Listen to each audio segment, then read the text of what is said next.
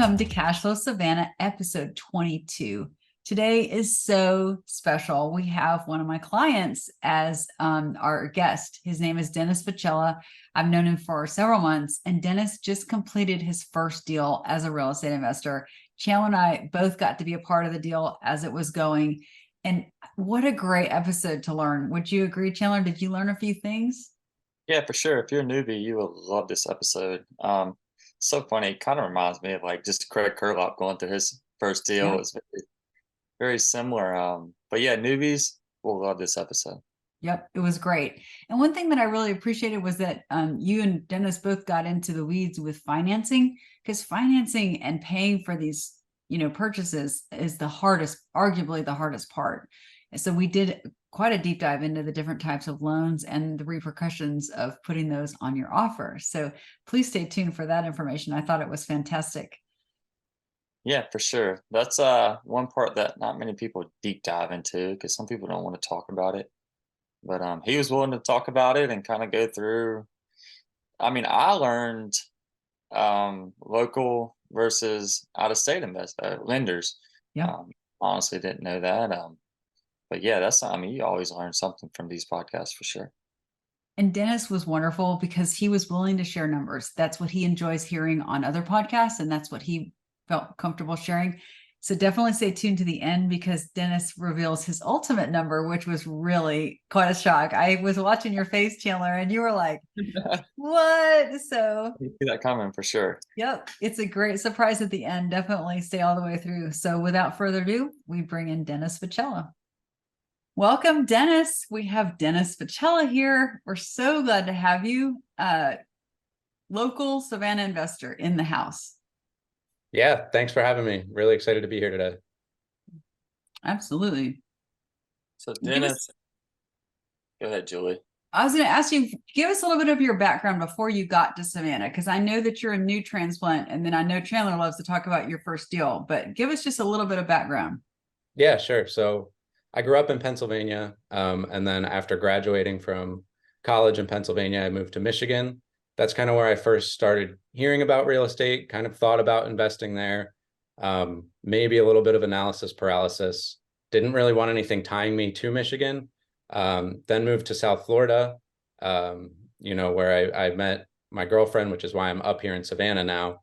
And prices down in South Florida, I really couldn't afford much down there. So then moving to Savannah was kind of the perfect opportunity to get started on real estate. Savannah's a great market. Yeah. Dennis, what do you do for a living? I'm a technical sales engineer. So I studied mechanical engineering, and now I'm kind of blending engineering and sales. So the first question I always like to ask is, how'd you find your first deal? Like, what was the entire process like? And I know it's a long one. Yeah, it was a little bit long and a little bit messy, but I was looking for a house hack. I think that's a great way to get started in investing. So I was really looking, in the greater Savannah area for duplex, triplex, or quadplex, and found the deal right on the MLS, actually. I was a little bit, nervous about getting to the deal. There were only about 3 or 4 pictures listed on the MLS, not great pictures, no mention of the studio or no pictures of the studio. The way I found it is I had a Zillow search for, I think I put like keyword carriage house or keyword detached studio or something like that. So that's how it came up. It was actually listed as a single family. And I think that's part of the reason how I got the deal. I think that probably, a lot of investors probably didn't even see this deal because it was listed as a single family. Well, and I'm excited about this interview because I got to be a part of Dennis's first deal, and actually Chandler did as well. And Dennis and I had met, and he asked me to be his agent because he wanted an agent that understood real estate investing. And so, we looked at many properties together. Dennis, how many? And I knew you wanted a multifamily, but how many deals did you analyze, and how many did you go see before you finally bought the one that you have now? Like, you put the time in. I just want the audience to understand it was a process. Yeah, I probably, analyzed 200 plus deals. A lot of them are quick 5 seconds, this isn't Right. going to work, or B, A, this isn't going to work, or B, I don't want to live there because this is going to be a live-in. And then, yeah, before I drug Julie out to some of these homes, some of them weren't in great areas. Again, this is where I'm going to live, so I want to be comfortable. So I probably drove past, maybe 10 houses before we actually started looking at houses together. And as your agent, I really appreciated that because you're local. I don't need to show you the neighborhood. You can do that on your own. Right. And I always encourage you. And like you said, you're going to live there. So that's a different calculus than just the numbers only. Typically, if you're only looking at numbers, it's really about the numbers, right? So yeah, absolutely. You did a lot of the pre-work, which was so great. It made it so easy. And we did a lot of showings together. Mm-hmm. But I really appreciated how much you were working to learn the market. Yeah, that was really fun. When we first talked, Julie, I had no idea about the Savannah market. And I'm far from an expert now, but it has been fun to learn. This is a good area. This is a growing area. This area I'll probably be priced out of. It's been really fun to learn that. And Savannah's fairly small. So to have, to drive 2 miles and be in a different market, so to speak, is there's a lot to learn about this market. Yeah, that was fun. Well, and I got the chance because I invest all over or I manage. So I tried to take you in other houses as well that maybe you weren't looking at, but just to kind of give you ideas. And I really enjoyed that because I spent a good bit of time with you and I was like, hey, come look at this one. Let me show you my numbers right, around the corner. And I thought that was really fun. So I actually really enjoyed the process. So, but yeah, and this is a recurring theme we're going to talk about over and over probably during this interview.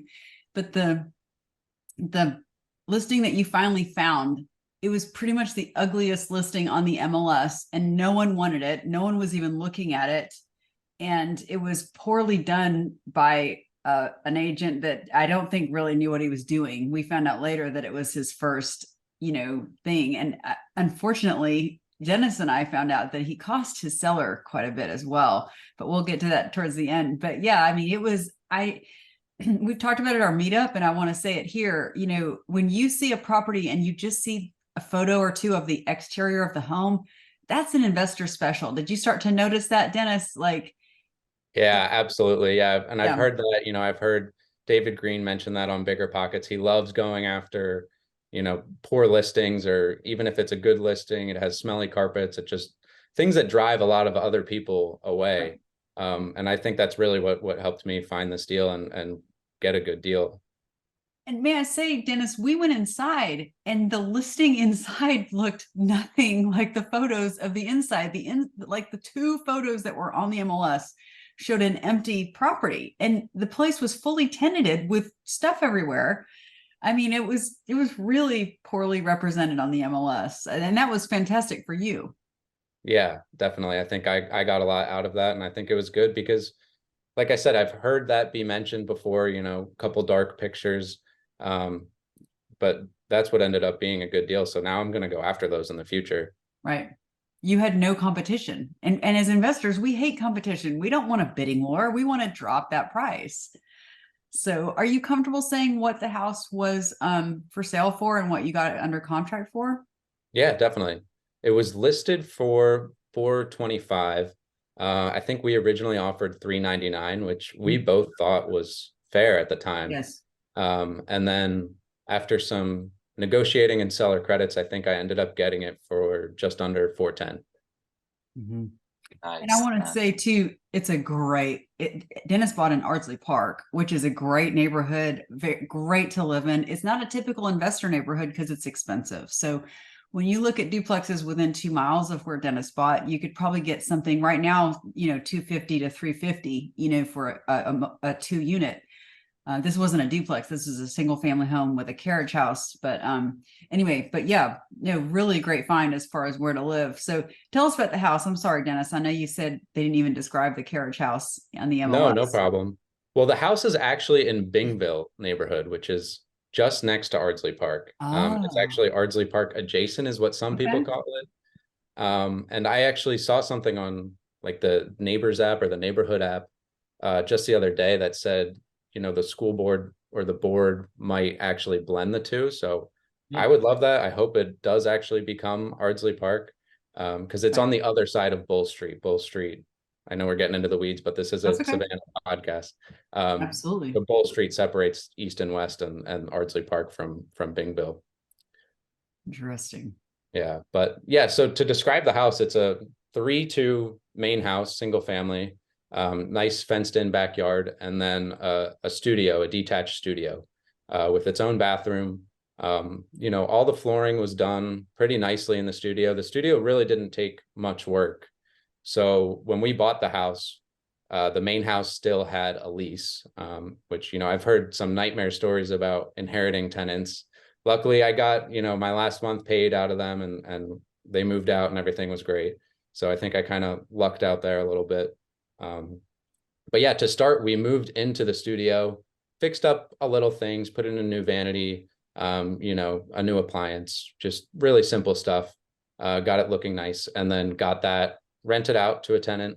And now we're into the main house. The main house is exciting too, though, because like I said, it's a 3-2, but behind the kitchen is kind of this whole master suite area. So it has its own bathroom, own bedroom, and then a whole living area, basically, with a separate entrance to the exterior. Really? So we are looking right now with contractors to try to turn that into sort of a third unit.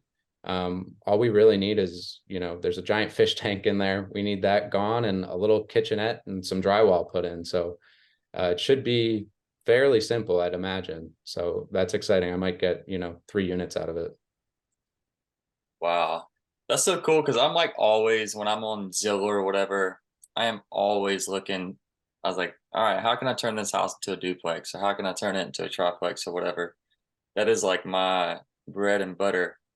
But like we were saying back when you're looking at listings, I never like, when I look at listings, I never like look at the actual house. I'm always like, the first thing I look is like behind it. Is there something behind it that I could like turn? Yeah.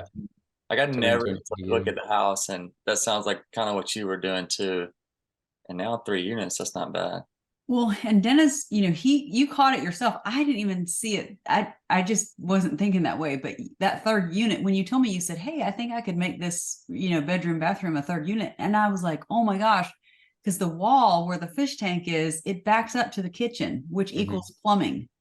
Okay, and I want to be clear for our audience. What Dennis is describing, it is legal, but it won't be a legal triplex. But he's not trying to make it a legal triplex. He's just going to separate the house and then rent out a third unit. But when he sells it, if he ever were to sell it, he could only sell it as a duplex. But no one's going to come in and say, "Oh, you can't rent out this bedroom separately," because he can. He lives there. He can do what he wants. But that's a huge opportunity for cash flow. So when you run the numbers, Dennis, running out a 3-2 versus a 1-1 and a 2-1, like how does that increase your cash flow? Well, that's something I would ask your expertise a little bit on. So I think the latest rental comps on this as a 3-2 were right around the $3,000 mark. Maybe 2,750 up to 3,250, somewhere in there. And then as a separate 1-1, that back unit, I think I could probably get $1,000 for, maybe 1,500. And then the main house, maybe another 2,000. That's something we still have to look at. But Okay. I think it makes the most sense to turn that into its own rental. Right. Plus just the experience I would gain dealing with contractors, going through a fairly light rehab and something that I own and live in and can manage from the other side of the wall. I think would be a great learning experience too. No, absolutely.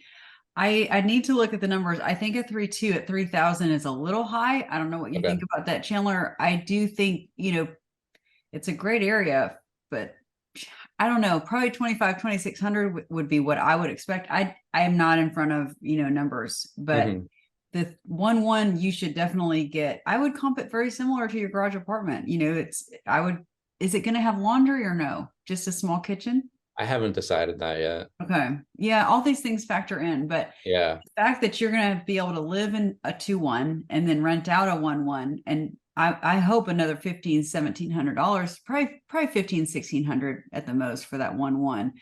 But I mean, that's basically $3,000 a month in income plus you're living there. That's going to more than cover your mortgage, right? Close. Well, my Close. PIT on my principal, insurance, taxes, and interest are right around 3,300. Okay. So I'm currently getting 1,550 for the detached studio.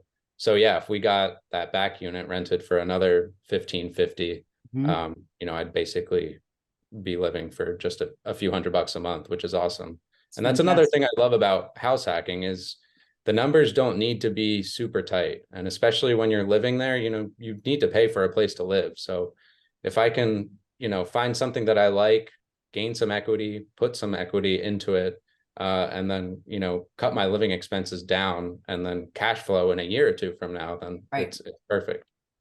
Yeah, as rents go up, Mhm. you're going to exceed that payment within a year or two easily, just and still be able to live there for free. Right. Absolutely. No, that's fantastic. Okay. I'm so excited for you. Another thing I want to mention is like what ones do well for like just a little Airbnb. If like you're living in the unit, some people don't want people there all the time, but just like for weekends. And you can probably still make the same amount of cash flow, if not more, and just have like kind of little weekend stays. I don't think I can do short-term rentals in this area. Short-term rentals. Not Yeah, I legally. wish I could. Yeah, I he'd think have to furnish you it have and to do order 30 one. nights plus. Yeah. Okay, that makes sense. So it'll be 30 days. Hey, 30 Yeah. days will be too. Yeah. In that area, 2,000 to 2,200 a month, fully furnished, but you're covering the utilities. But if you're Yeah. doing that anyway, because your utilities aren't going to be split. So it might be a decent Right. play for that second unit since you're paying them anyway. We have to look at the numbers. But furnishing a studio is very simple. And again, like Chandler said, you might enjoy it more since you're living on the other side of the wall. The wall that Dennis is describing, there's a doorway in it. And my suggestion, I'm not if you're going to go that way, but I said, hey, put the fridge in front of it because it's still a single family home. You don't necessarily want to just completely wall it all off because in the future, it might go back to a single family home, but put a fridge in front of that door. Now no one's going through it. And obviously you'd lock it. Put in a small kitchenette where the fish tank is. And I mean, you've got a great little executive rental or a one person long-term rental. Like you just have such great options. Yeah, that's exactly the plan. And with the studio, I was looking more, you know, doing a furnished rental month to month, but I did get a little bit nervous about high vacancy rates. Mhm. And, you know, I bought this deal fully expecting, you know, a certain amount of income from that studio. So I did get a little nervous doing that. The tenant I actually ended up getting lives in Atlanta. He's like an all-star tenant. He lives in Atlanta. He owns his own subcontracting company. So he has a couple projects in the greater Savannah area. So he's only here maybe 2 or 3 nights a week. He was just spending money on hotels. So we ended up, you know, we were planning on leaving that furnished anyway. So from what we advertised, we raised the rent a little bit and ended up leaving it furnished for him. But like I said, he's only there 2 or 3 nights a week. And then another thing I want to talk to you about, Julie, because I didn't mention this. When I first found him, you know, I interviewed him. I didn't interview him, but, you know, he came in toward the property and we were talking and he was straight up with me. He said, Dennis, if you run my credit, you're not going to like it. But what I'll do is I'll pay you the first 3 months up front and then the next 3 months, you know, after the first 3 months. So he gave me a check for the first 3 months as well as a security deposit all up front. Did you do a background check and credit I check? did a background check. Okay. And the background check was good. It was good. Yeah. He said he just went through a divorce and it kind of messed up his credit. Yeah. And that's tough. That's tough. And then, but you felt the income was solid. You looked at the income. Yeah. Okay. Yeah. Great income. Typically, as property managers, we get very nervous when they want to throw a lot of cash at us. It can be a red flag. But if you checked him out, and I mean, the divorce thing, man, I get that. I've seen that a million times where it ruins their credit. But that doesn't bother me as much as if they, sometimes they'll say, oh, yeah, I'll pay all this cash. And then you never see the money again. But it sounds like he's a professional. It's just, it can be a red flag. So just watch that. But it sounds great. It sounds like it's working out. Yeah, it's definitely working out. Yeah, first property management tenant experience. So I kind of wanted to get your feedback on that. It was, I was a little nervous doing it, but Yeah. like I said, that the payment up front kind of made me feel good. And Yeah. I got, very good answers from him, solid answers from him on everything I asked. He seemed very genuine. Well, and also good for you for taking a property with tenants inside. I deal with a lot of clients that are like, I can't, it has to be empty when I buy it. And I'm like, that's cool. I get it. But at the same time, when you're trying to get a killer deal, which I'm always trying to get a killer deal, you're going to get the best deal by making it as easy as possible on the seller. And your seller in particular, he really cared about the home. He took great care of it. That was a huge selling point for me as your agent. I was like, this is the guy you want to buy properties from. The guys I buy properties from, they put rubber bands around it and think it's worth $1 million, So this guy actually did a lot of repairs. But you were willing to take the tenants inside. He needed the money for another project and you kept the tenants. And that has been my experience as well. 8 times out of 10, maybe 9 times out of 10, the tenants are fine. You just treat them with respect, let them know the plan, and they're okay. So I just really respect you for this to be your first deal. And you got a multifamily with tenants inside and it's all working out so far, so good. Like that's fantastic, Dennis, but it really took kind of guts to go after that. Yeah, thanks. So far, so good. And I credit you too, Julie. I think if I didn't have an agent like you, I could have still been stuck in analysis paralysis. This was a little more than I wanted to spend up front. Yeah. But man, I would have missed out if I didn't get this deal. So yeah, thanks to you, Julie, for giving me the extra push and encouragement. It was great.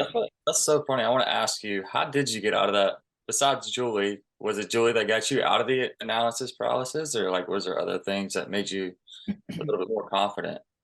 Well, like I said, I started, learning and self-educating on real estate 2-3 years ago.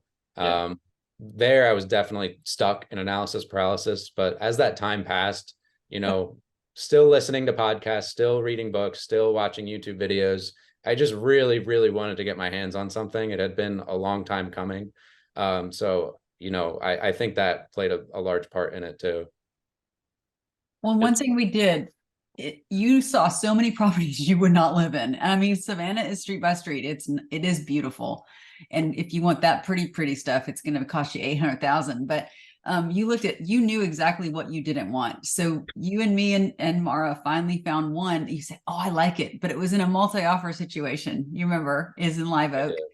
And so we toured it, you liked it. And I said, we're going to go after this. So Dennis and Mara and I went to Starbucks and we sat down and we wrote an offer. And I purposely showed you, I'm sure you remember, Dennis, but I kept showing you, this is how you can get out of it. This is how you can get out of this. These are things we can work on. You have your earnest money, you've got your due diligence period. So signing a contract is, in my opinion, that's the hardest thing, is putting in that first offer. Now, unfortunately, you didn't get it. And we kind of knew it was a low likelihood, but I could tell after we wrote that first offer and they denied you, and it cost you $0 to write that, right? We said, Dennis is going to put this much earnest money down, but he's not going to give you any earnest money until you accept his offer. That's how I write all my offers. Within 3 days of an accepted offer, you'll have the earnest money. So it doesn't cost you a dime to submit an offer on a property, at least not here in Georgia. I can't speak for another state. But did I sense that you were a lot more confident after that? Would you agree, Dennis? Because after that, you started writing offers like they were going out of style. And that's what you need to do. It takes a while to get a deal. Yeah, I definitely felt like that. It was super helpful to walk through it step by step. Mm-hmm. I think I probably asked you at 3 or 4 different steps of the process. What if I don't like it? What if something goes wrong? And you're like, you can walk away. You can walk away. And yeah, that did give me a good confidence boost to continue making offers. But back on that, first offer we made, we went 25,000 over asking. And this is a little while after the craze of the bidding wars kind of died down a little bit. After we didn't get that, I was figuring that home sold for $50,000 over asking, but it ended up only selling for, I think, 10 or 11 over asking. But I think we were going in FHA, and that might have scared the seller or something. But I was surprised to see that, we likely had the highest offer on that home and still didn't get it. Yes. And I can speak to that. I didn't I could have asked the guy, he's my friend, about it. But yeah, that's when you have FHA, you're on the lower end of the totem pole. And the other thing is, I gave you all the outs and they didn't want outs. They chose a cash buyer that had no contingencies, no questions. They took it as is. And it was a recently flipped property. So it was in good shape. I mean, I'm sure it had a few issues, but yeah, that's the tough thing. You know, you hear all this talk about, oh, get, 5% down or 3% down or 0 down. But when there's a multi-offer situation, you're going to be at the bottom of the stack because of that, unfortunately. And it makes it tough in a competitive market. So that's definitely something that isn't talked about. And I'm glad that you brought it up. Right. And the other thing that's not talked about with FHA loans is the closing costs are much higher. So I ended up paying, I think, close to 4% just in closing costs, plus the 3.5%. Which, I mean, this is still a great deal. I'm still getting a home for under 10% down. But that's something that I didn't really hear much talked about. Everyone says 3.5% down. And then extra closing costs. You were absolutely right. They'll go, oh, over here, do this over here, but you don't realize on the back end. I did see that when I reviewed your closing statement. I looked at the fees and I said, holy cow, that's quite painful. But they're also financing that 4% fee into the loan. So that's the blessing, is that you're able to pay that over time. It's not like you had to pay that out of pocket.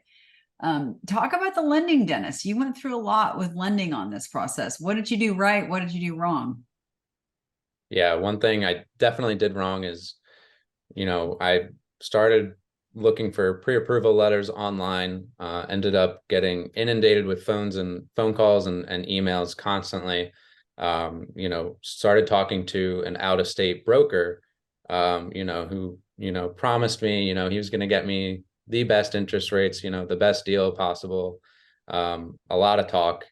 Something ended up happening. I'm still not sure what actually ended up happening with that broker, but there were probably a week or two where I just didn't hear a word from them. And, Julie and I were both calling back and forth, trying to just get a hold of them with no answer.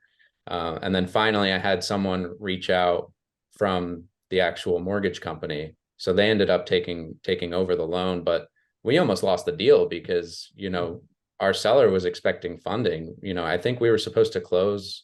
I don't remember the exact dates, but it took probably an extra 30 days total to close just because of this whole lending mess.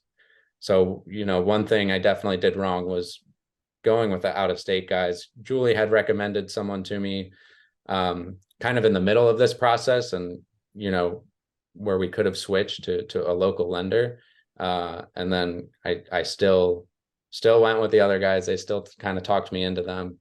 It did end up working out in my favor, though.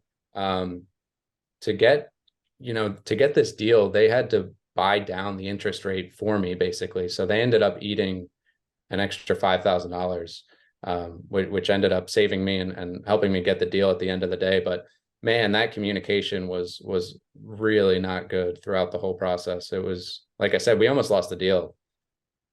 Yeah. One thing people don't realize in these transactions is how much work the agents are doing to close the deal. You don't see it as the buyer and as the seller, but it's there. And it was a process keeping this together, but your lender made it so much more difficult. We had maybe a 35-day close period. It wasn't 6 months or anything but what saved the deal for you, honestly, was that it was so poorly advertised and there were 0 other offers. No one else was interested, that they were willing to take an FHA loan, thank God. And then they kind of hung in there with us. And I think we did 2 extensions, maybe 3, but probably 2 weeks, I think we lost off of that. But yeah, I do believe that the original guy went out of business, is basically what he told me. He didn't say specifically. And that was so stressful because, when you're in the middle of a closing, you're 2 weeks in, you're expecting to close 2 weeks from now, and your lender is ghosting you. I mean, you can't close without that money. It was just incredibly stressful. And the other thing that I'd heard this, but I learned very clearly through the process, is that I'm only going to speak for Savannah, but I do believe other markets are very similar. But local agents, they want local lenders because they know the process is so stressful. and they want to have someone they can pick up and call that they know that has accountability. And they go, Mr. Smith, I've worked with you on 10 deals and you need to get this right. And Mr. Smith is he wants to perform because this agent's going to go tell all the other agents in town, don't lend with Mr. Smith, for example. So that's where I was like, hey, can we just switch to a local lender? I know he'll come through because I can go look him in the eye and I've known him for years.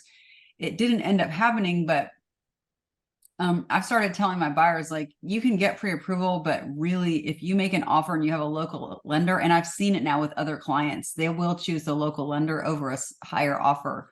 That can be another point against you. So if you're in a multi-ask situation and you have a rocket lawyer, the biggest complaint I hear from selling agents, which I'm a buyer's agent, I don't sell, but they always say, oh, if it's a rocket lawyer pre-approval, like we know they may or may not have funding, it's just, they just give it to everyone.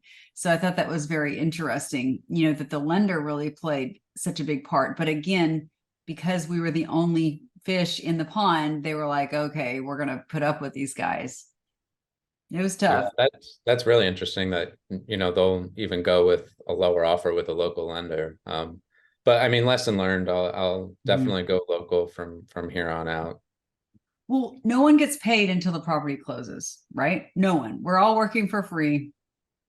And you were definitely working for free. So the selling agent and the seller, the thing they want to know is that this person that gets it under contract is going to close. That's literally all they care about. You know what I mean? They're going to do the work to get that done. But if will they close or not is a maybe, they're going to take someone that they have confidence that they're going to close. Because again, if they take a higher offer and you don't close, what does it matter? They'd rather take a lower offer knowing with a guarantee that it'll close. I want to back it up just real quick.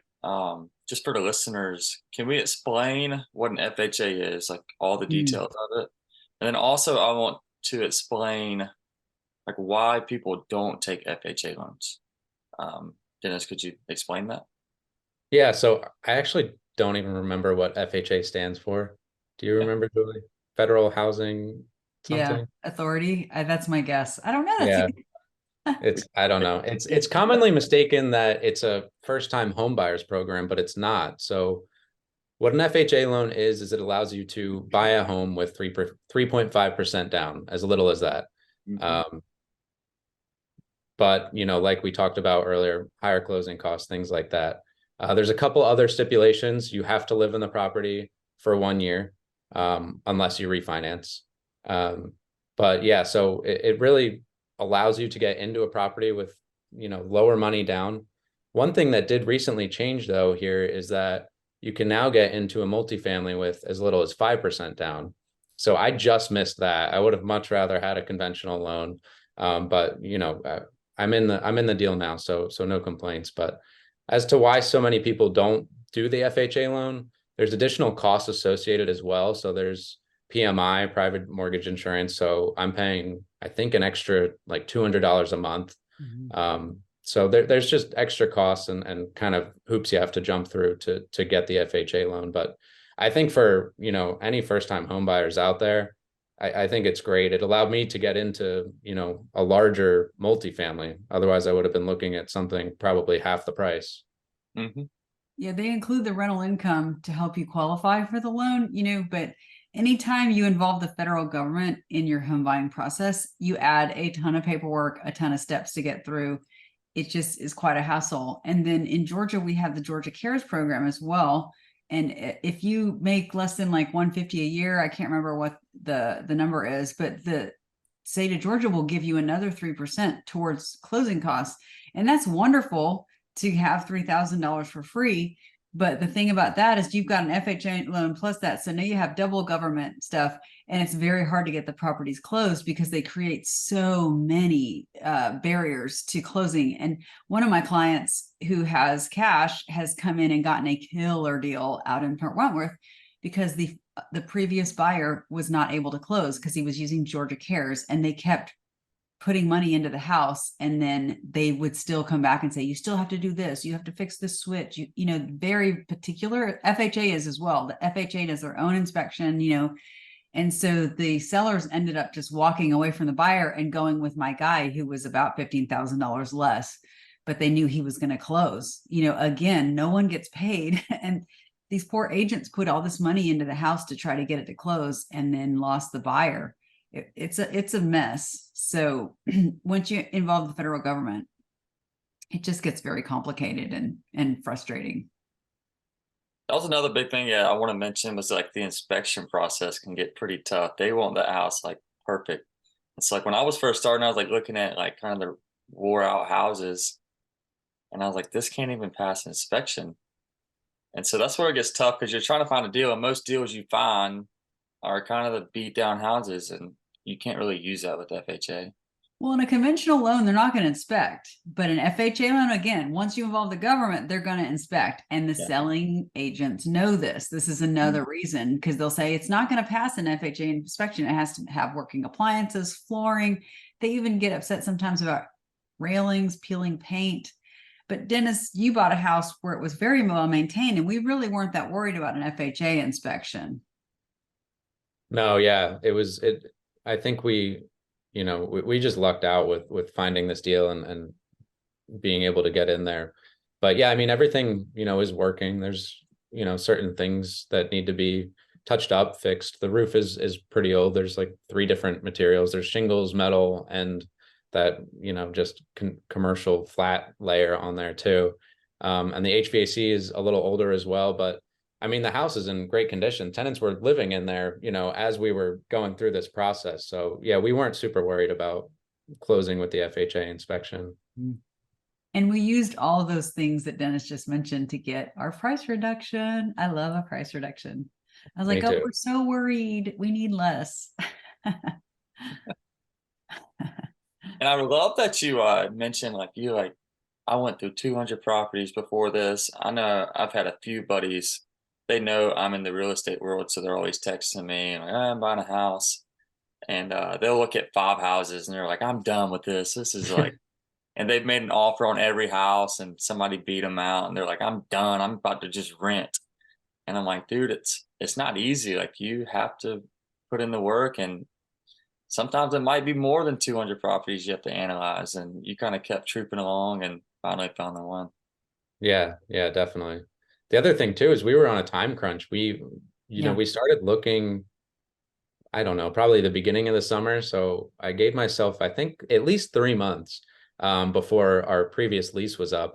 But that was the other stressful part about these lenders. We got an accepted offer. I thought, okay, perfect. We'll be out of my apartment in plenty of time, and then into the new house with time to spare. And then that was the other major thing. This previous house we were renting, we needed to be out of there, whether we closed or not.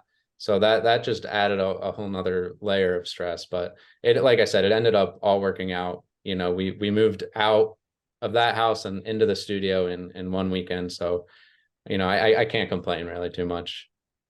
Well, Dennis, I can't give you enough props because you got very comfortable with being uncomfortable. Like the whole process was quite uncomfortable. It was kind of like getting an enema, and probably 20 other bad things.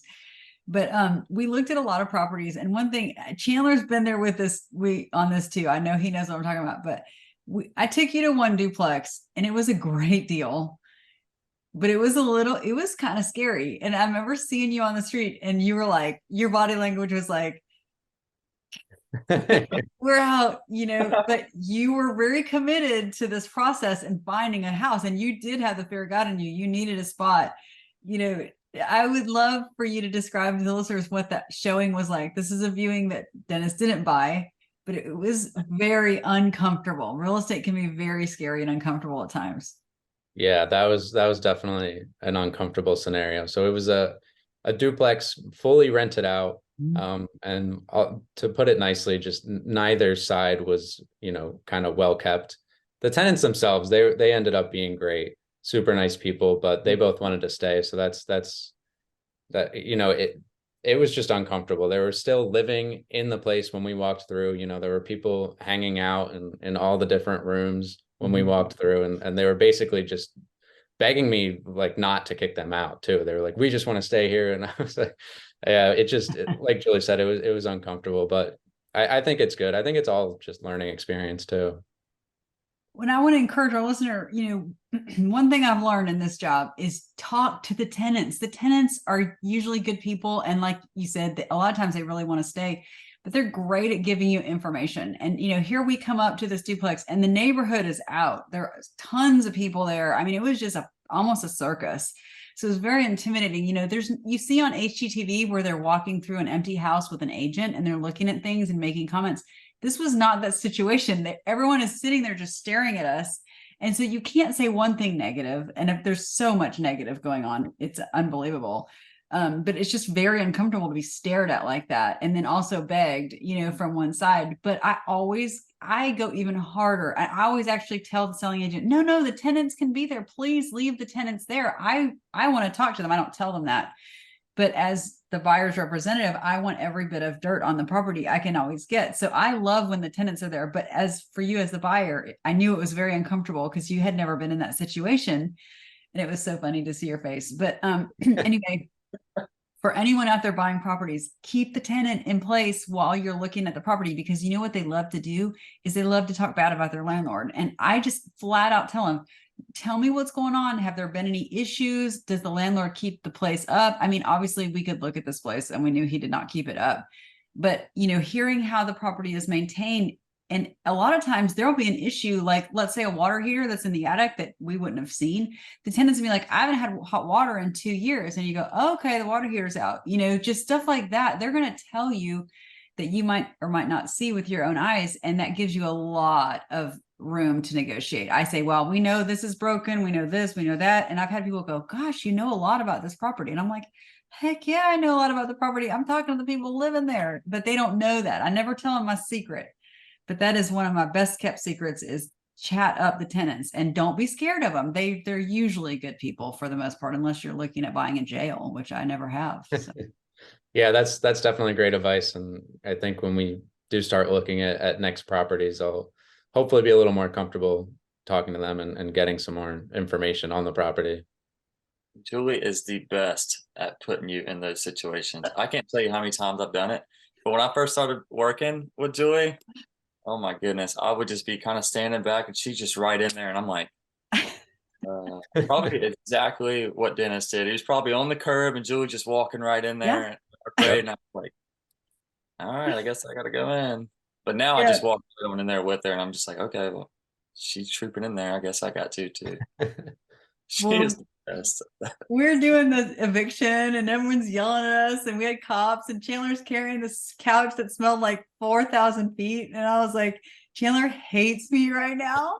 But it's such a great story. This is like what, 2 weeks in working with you? Right. And I'm so just sorry, to go through an Chandler. eviction. Yeah. Just to mention, I was coming from St. Simon's $5 million houses to Julie's. I'm 2 weeks in and we're doing an eviction. We've got the cop with her gun and everything. Oh like, my goodness. Yeah, so it was a totally different world for me. So welcome to the club, Dennis. Welcome. You made it. That's funny. No, it's great. Yeah, it's I think every uncomfortable situation and every failure is just all learning experience. So I'm just trying to still soak everything in that I can and just be a sponge to the whole process of real estate. But Dennis, wouldn't you agree, when you go to look for your next property, it's going to be so much easier because you've learned, like you learned so much on the first deal, and it's never going to go perfect. It's just not. Yeah, definitely. I think, like you said, after that first offer was written, I kind of gained a lot of confidence. And now going through a deal, inheriting tenants, getting a new tenant, fixing a place up a little bit, going through, a small construction project, there's just a lot of bases covered on this property in terms of education that, I think will make just my future deals easier. Yeah. So I want to ask, what's kind of like your plan next? Like what are you thinking? Well, I would love to get something else, this winter. I think we've been seeing price reductions. I'm sure you guys have too. I think it'd be a great time to get into something. I'm not sure if that'll definitely happen or not. Like I said, this FHA loan, I have to live here for a year unless I refinance. But in terms of, bigger picture, what's next, I think worst case scenario, buy a deal a year and live in it. Best case scenario, I would, like to get 2, 3, 4 deals a year.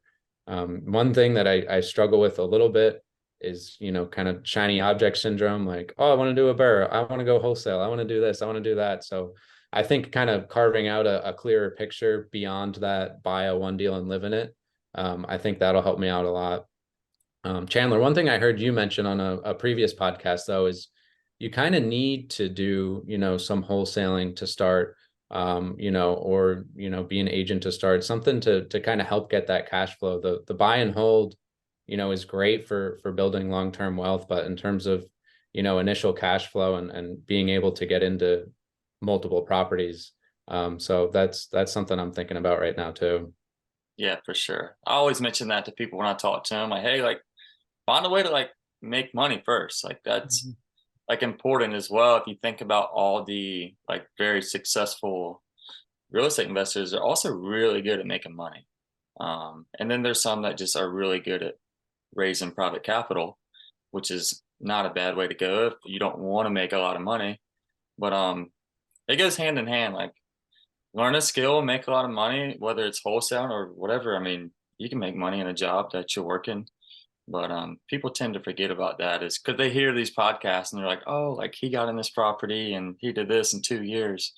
But I bet they were really good at making money first. Yeah. When I was a new investor, I ran out of money over and over because I never did an FHA. I did 20% every single time. I didn't have that sitting around. I mean, I promise you, I've been there. I bought 2 and they were both long-term rentals, which aren't a super high cash flow. As you know, Dennis, they're going to pay the bills, which is great, but you're not cash flowing $2,000 a month that you can save up for your next down payment. And that was what pushed me into short-term rentals, because then I could very rapidly save up for the down payments. But that's where I think 1 to 2 a year is such a great goal, just because you are going to run out of cash. Everyone does. No one has a money tree in the backyard or Donald Trump as a stepfather. Like it's okay to be like, man, it's going to take me a while to save up the 10 or 20 or $30,000 that I need. But that's okay. Are you saving for that next down payment now, Dennis? And how do you organize it? How do you put the money aside and say, I'm not touching that? That's my next down payment. What I know my system was, which was a separate savings account, but what are you doing, to save up for your next down payment? Because I know that's your goal. Yeah. Just a separate savings account. Right now it's, I was hoping to be saving a little bit more right now. I didn't expect to be putting as much in as I have, which is, a whole nother learning experience, but, new washer and dryer, new refrigerator, new paint, all little things that end up adding up and taking away from my savings a little bit. But that's the plan right now is just continue to save in a separate savings account, not touch it. It's also nice to have, just in case all hell breaks loose and the sky comes falling down, nice little cushion. But yeah, so just really saving as much as I can. Well, I want to point out to you something that you already know because I'm talking about you, Dennis, but just for the listener, I hope you're okay with me sharing this, but one advantage that you have that I didn't have was when I started buying, I was married. So my husband and I could only get one FHA loan, but you and Mara are not married. So technically she could go get, I'm sure you've thought of this. I'm just saying it for the listener, but your next purchase could be in her name and she could get an FHA loan. And so that would also reduce that amount down to buy the second property. Is that a decent strategy? What are your thoughts on that? 100%. Yeah. We talk about that almost every week. Because yeah, that would be able to get us into a property sooner. And, she would be living in that one and I would be living in this one, Right. Right. So Absolutely. that's definitely, I think that would be next too. And, in terms of what she would buy, I think it'd be nice to just get, a single family, not anything as much as this house is costing us. And, just put in new bathrooms, just little by little, start working on it and building some equity there. Well, and Chandler, you have an advantage too that Dennis and I didn't have. I just want to say, I can't say this enough for the listener. Everyone has something that no one else has. Everyone. Okay. And I definitely had, my pool house, which I could Airbnb. That was my big advantage. But Chandler, you have so much knowledge. I can't even believe how much knowledge. I mean, you hang out with these big wigs that are, Chandler hangs out with big David Green every now and again. He's been to dinner with Avery Carl. Like, he knows these big guys and he's spent time with them. He's read up. Like, I had zero knowledge when I started. I cannot even say that clearly enough. And now I've got a solid portfolio, but take what you have and work that, because if I'd have had the knowledge that Chandler had, I'd be so much richer right now, and at the age too. But everyone has an advantage, and just use that. If you struggle with cash flow, figure it out. If you struggle with knowledge, figure it out, different things like that. So, and you did the right thing too, getting people in your corner. I'm sorry, Chandler. No. I'll just tell you another thing. Like, I don't know if you're comfortable. Private money is a really good route to go if you know about it. And I would start with like friends and family. I finally got my second private money person down, so I'm starting to make a lot of offers now. I'm just offering.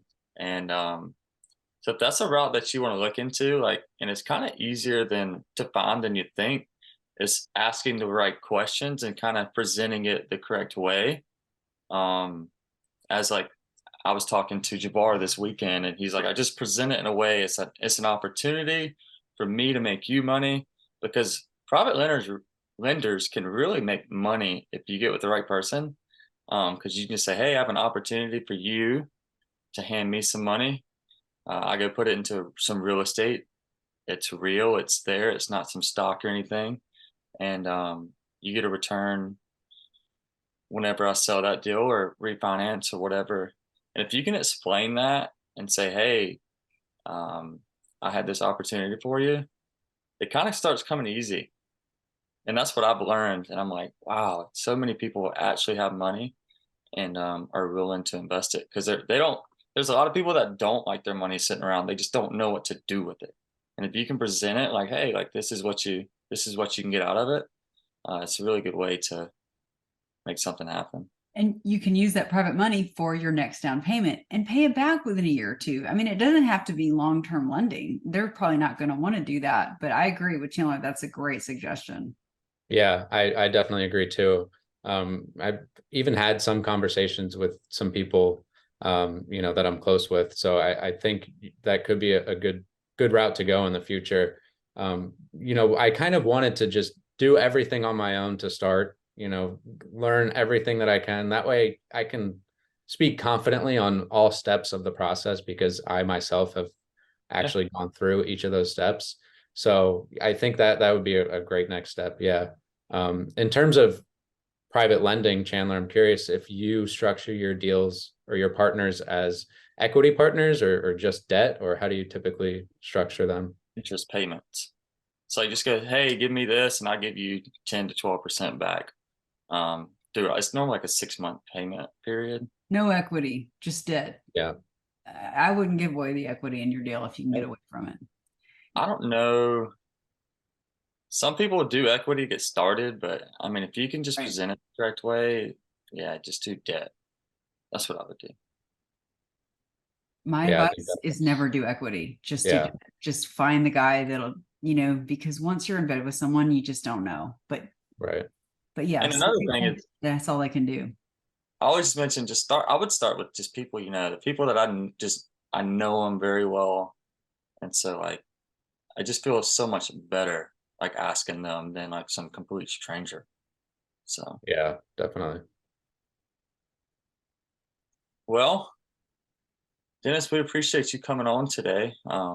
Yeah, thanks so much for having me. This was fun. Some really good thoughts in there. So we appreciate you coming on. I know you're going to get a second deal very soon, and I hope you buy it before February, because prices are depressed a little bit right now and they're going right back up in March. But yeah, this is great. I just think you did a great job, and you went through a really stressful situation. And I do want to end really quick though, Dennis, if you're comfortable. The selling agent was, not super competent. And right before closing, he happened to text me and he said, hey, do me a favor and don't tell my seller what the property appraised at. I've never had an agent say that. And I said, Dennis, of course I'm telling you everything. And I said, oh my gosh, this is crazy. So do you mind telling our audience what the property was for sale for and then what the property appraised at? Yeah, no problem. This is actually probably the best part of the deal. So I'm glad Yes. you brought that up, Julie. Yeah. So it was originally listed at 425. We got it for, I think, 407 or 410, right around there. But it ended up appraising for 527. So I ended up walking into over 6 figures of equity. Just, Oh, yeah. yeah. He did. And the Nice. seller even asked Dennis directly, how much did the property appraise for? Poor Dennis. He did a little dance in there, I know. Yeah. But yeah, and I just can't say enough. A good agent is going to pay for themselves over and over and over. You won't even know they've gotten paid. And a bad agent or no agent, representing yourself. I mean, the poor seller pretty much represented himself. I'm sorry to say that, but no one knew what they were doing, and he lost a lot of money, unfortunately. Had the property been listed better, marketed better, and then known the value, he would have walked away with another 6 figures. And unfortunately, he didn't. And you're the winner, in this situation. You had to take a lot of stabs and jabs and kicks in the gut to get there. But what a great first deal. That's really exciting. Yeah, really exciting, and hopefully a good launching pad for the future. Absolutely. I My spy biggest a regret. HELOC. I'm sorry. I spy a HELOC coming up soon. Oh, heck yeah. You do need it. That's Yeah. true, Chandler. You need a HELOC on that. Yeah. The next Well, down payment right there. I was with you every step of the way. And then I ended up being out of town for the closing, and I didn't get to sit with you at the closing table on your first deal. My mother had surgery, so I really did have a reason couldn't be there. But I was so happy that Chandler got to be there with you. And I mean, that's just such a major moment. I hate that I missed it, Dennis, but I'm just so happy for you. And I think your next deal is going to be even better than this one. And it's going to be less dramatic for sure. I don't know, 525 and 407. That's pretty Yeah. good. Yeah. Be great. Yeah. But think what he went through to get there. It was not easy. I thought we were done 4 times at least. We both did. So, when he walked in on the closing table, he just looked a little drained. I was like, poor guy. I don't like when people get up and go, look at me, I'm a bajillionaire. It was so easy. And Dennis, your story is exactly true for all of us. There's always highs and lows, but in the end, you look like a genius because you did buy real estate. It did appreciate. Yours might have appreciated 5 minutes after you bought it, but you're doing great. And I'm just so happy for you. Oh, well, thank you. Thank you very much. Yeah. I mean, it's easy to listen to all these podcasts and, you hear people hear about their first 5-10 years in real estate. But I feel like you don't often hear when people are actually going through it. And even sometimes on rookie podcasts, these people already have 5 or 10 properties. So hopefully your audience gets something out of, a brand new investor going through it right now. Yeah, for sure. You never hear about that first 2 years. Because I see all these multi-millionaires, and they never talk about those first 3 or 4 years that they made nothing. Mm-hmm. And or lost money. Or lost money. I feel like they need to talk about that a little bit more, but it's okay. Just promise us, Dennis, that you're going to come on. We're going to get you a second deal, and I want you to come back, and you're going to learn more on that one too. Okay. Unfortunately, I learn something every day, and I've been at this a long time, but we would love to continue to follow your journey, and we're so happy for you. Seriously. Oh, thanks. Me too. Yeah. Hopefully I'll be back on here sooner than later. Heck yeah. Thanks, Dennis. Thanks, Chandler. Thanks, Julie.